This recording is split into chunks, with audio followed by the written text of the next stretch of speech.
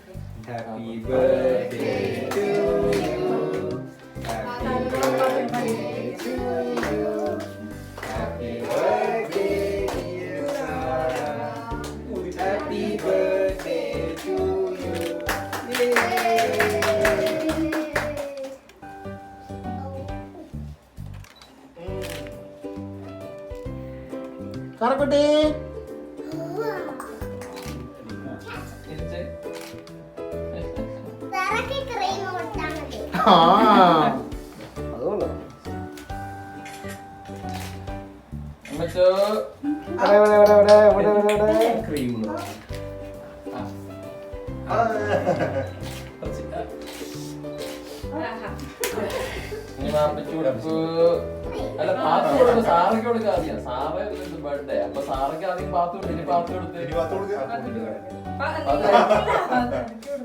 സാറയ്ക്ക് പാത്തിന് പൈസനൊക്കെ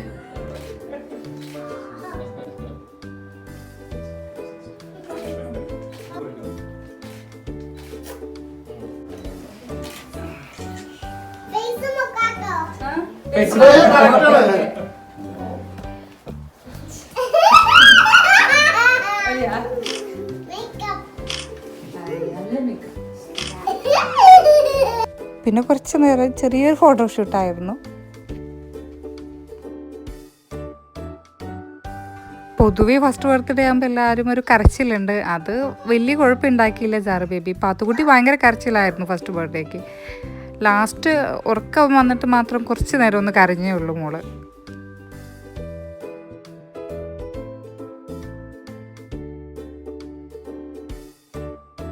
food cook ചെയ്യുന്നതിൻ്റെയും കഴിക്കുന്നതിൻ്റെയും ഒന്നും video ഒന്നും എടുത്തില്ല.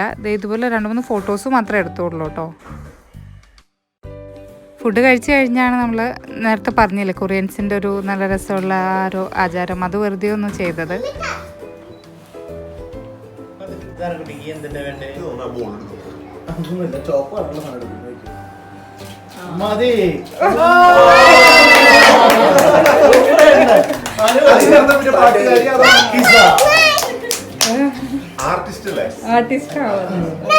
കളർ കണ്ട് വീണ്ടും അത് എടുക്കുന്നതെന്ന് അറിയാൻ വേണ്ടി ഒന്നുകൂടെ ചെയ്ത് നോക്കിട്ടോ.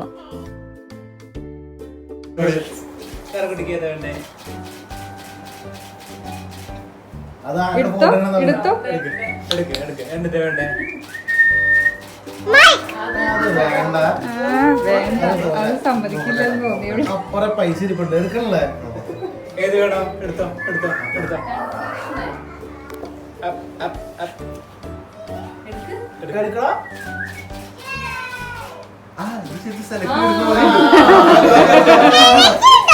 മൈക്കെടുത്ത ആർട്ടിസ്റ്റും സ്റ്റെത്സ്കോപ്പ് എടുത്ത ഡോക്ടറാവുന്നതാണ്.